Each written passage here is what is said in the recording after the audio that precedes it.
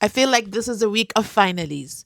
Finally, we got to see Brigadier Bongani Nicholas Gininda's photos. Those who know the significance of that. Compliments, of course, of Paul O'Sullivan and his book, Stop Me If You Can. Finally, Advocate, therefore, is moving up. Okay, he's moving up. Yes. But finally, we get to see the alleged footage, CCTV footage of the end of DJ Warras's life. Now, I do these videos because I love to analyze data. And in so doing, when the video was out and we found out it was out and we watched it, I said to myself, why? Why? What are we supposed to do with this garbage? Yes, I said what I said. Make sure you stay to the end because I'm going to break down why I think that video is garbage. Now, I did receive a comment once, and I respected this comment, but I think it is relevant in this case for me to bring it up to the forefront. This comment left something to the effect of, I'm sorry, I cannot subscribe to your channel because you support Mgulugutus. But here's what I have to say, and this is a perfect example. Let's talk about Exhibit A, the state in the DJ Warras case. They have failed the deceased DJ Warras. Everything just looks like a joke. So far, based on the garbage CCTV footage that was leaked, or should I say exclusively released. I think there's a lot I have to say about that video footage, so maybe I'll do a separate video on it. But basically, that comment, and I said, and I didn't catch any feelings about it. I told the commenter, thank you for being honest. That's okay if you don't subscribe. But now the state is forcing us to stand with Victor Majola. Because where are the dreadlocks? Where are the 121 dockets? Where is the shooter? Why is this footage only released now? I think it's just convenient timing. I think whoever had this footage sat on it until it was now mentioned in the court, and it was looking like, nope, the judge is not going to force the state to release the footage. So they came from the back door with the trashy version of this footage. However, there's some value in it, tiny value, because all the state has produced is that there is a video. There's a CCTV footage. We can't show it to the court because it's a trial matter anyway, and right now it's over there in forensics. This is a bail application, and what the defense needs to focus on is what are the circumstantial evidence that makes it possible for Victor Majola to be granted bail. Instead of focusing on the personal circumstances, they have focused on dundanis that have no relevance here in a bail application. They should have had relevance in a trial application, in a trial, but we are not in the trial. We haven't even got to disclosures yet.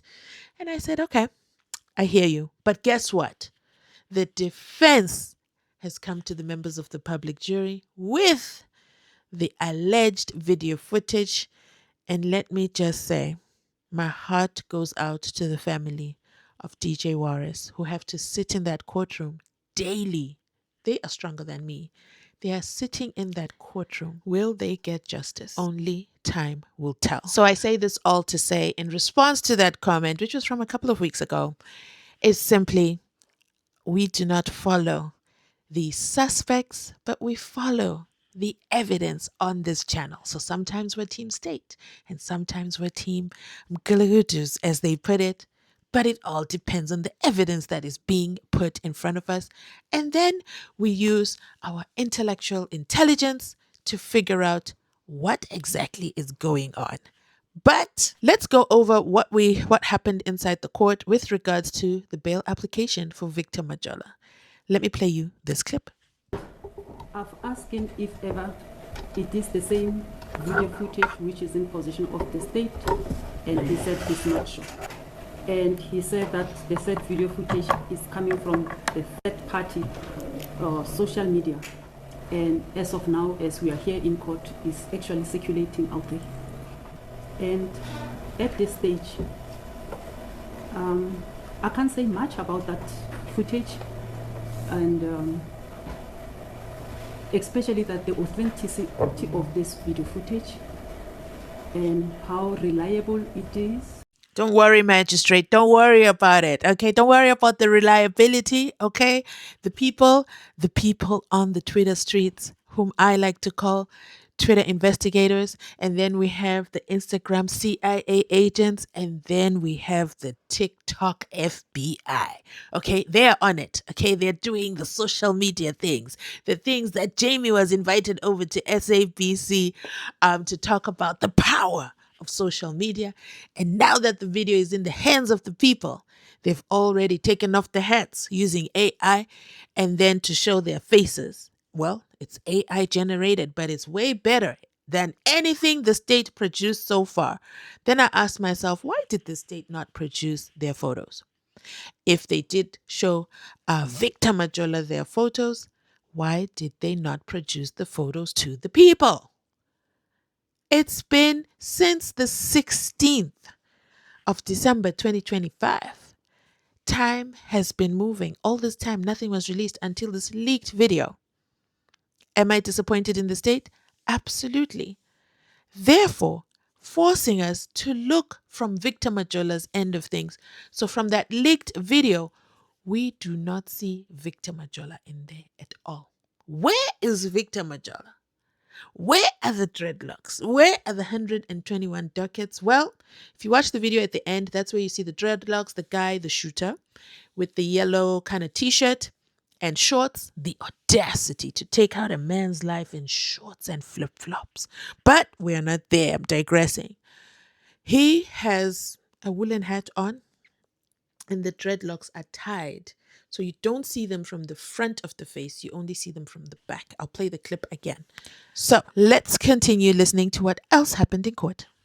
I want to warn Mr. Mabunda and the applicant that as this video footage is now going to be admitted before this court, the state may use it against the applicant at a later stage during the trial. Ooh, That's a tricky one. That's a tricky one. In this case, they were using it to get him out on bail. So the defense introduced the video into the record. What if the state never planned to introduce the video into the record? What if the state, something happened to the video? What if they lost the video? What if it got corrupted? What if they didn't feel it was strong enough for the case? But now that the defense has put the horse before the cart, or should I say the cart before the horse, now the video is in evidence. And that, ladies and gentlemen, is problematic because now it can be used against him in his main trial hearing. This actual video that the defense has brought to itself. Remember, the defense in the trial has no onus of proving their innocence. They just need to poke holes in the evidence the state has provided. But in this case, they are bringing the video evidence. Let me know your thoughts. Was this a good move, or will it come back to bite them later on? Let's continue listening on. So this video footage that is going to be presented, I cannot say it is the same as of the state. It comes from the defense. The reason I want to present these zoomed in pictures of the same individuals in this is that in his bail application, the applicant indicated that when he was arrested and assaulted, he was shown pictures and was asked if he knows those people. And these are the very same people. And he told the boy he doesn't know them. So these are the very same people that he was asked about. So we'll zoom it on, we'll hand it over to the court to view it as well to satisfy the court and the state. Again, all along the state had the pictures of the two other Mgulugutus, showed them to Victor Majola, and chose not to show them to the nation. Is that crowd control? Crowd reaction? I don't know. But, hey, we all heard the lead investigator in the case take the stand. I already told you, for me, he's not make sure his methodologies don't compare to those that we heard from General DUMISANI KHUMALO. Take a look at them. Those are the two Mgulugutus, or should I say alleged Mgulugutus. The firearm is probably in that shopping bag. And then we have Victor Majola. I've inserted him on the side just so you can see all three. But we do not know, or the state has not shown us Victor Majola in CCTV footage or even photo form. But here, let's continue listening on. And prior to that, this report indicates that the shooter in this incident is the gentleman who's wearing a green t-shirt and blue floral shorts and a cap.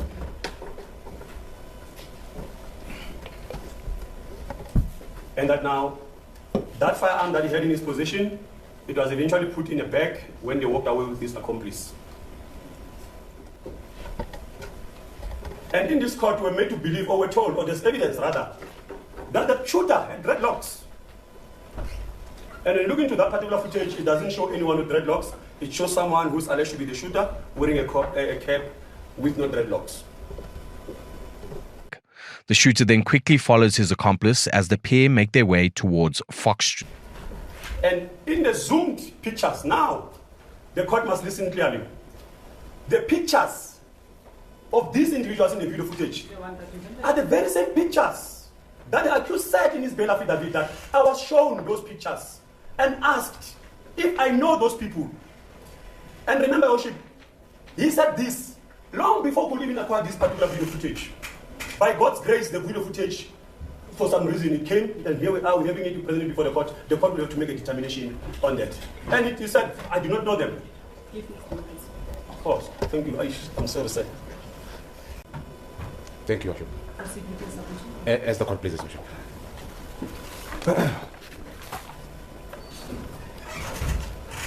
Your Worship, still request the court, Worship, to refuse bail for the accused persons in this matter, based on the following reasons, Worship. So that is the defense's case. Finally, the state gets to respond. And like I already said, I think it's the state's fault. If bail is granted here, it's going to be the state's fault because they literally made it simple for Victor Majola to now bring his own video into the evidence, and that video doesn't show him at all. That could possibly be the reason why the defense chose to bring it in, because there's no Victor anywhere in there. But with that said, I'm going to end this video right here. I've given you my thoughts. Let me know your thoughts in the comment section down below. I will do a separate video on just how the state responded. The state was being petty there, but it is what it is. It is what it is. They did put some valid points, so I'm going to do a separate video on that. Now, with that said, let me find out from you, or maybe I should do a poll. Are these the shooters? Are these the Mgulugutus? And where are they? Why are they not arrested? Will Twitter, FBI agents, or Instagram CIA agents, or is it crime intelligence of TikTok? Will they be able to find these Mgulugutus, name and identify, and point them out so that the family of DJ Warras, Warwick Stock, receives justice for the sudden end of a very, very young life? I'm going to end this video right here. I've hoped I've presented a case well enough for you to consider subscribing to the channel. We might not agree or disagree, but respectfully, we can all share our opinions in a safe environment, right? So please consider subscribing, hit that subscription bell, turn on the notifications. On this channel, we go ahead and break down cases, especially high-profile cases, what's going on, what is working, what isn't working, and we follow the evidence. That's all. It's nothing personal. It's nothing personal. It's just what the evidence is. I mean, Paul O'Sullivan put all the evidence in his book, published it, and sold it. No one actually put it 2 and 2 together until that now ad hoc committee. Gavinde. Guningi, right? I'm yet to come back to Patlane and finish my commentary on that. I'm going to also finish up my commentary on DUMISANI KHUMALO, the general, the choir master, as he calls himself. And with that, I'm going to end this video right here. Thanks for watching. I'll catch you in the next one. Bye.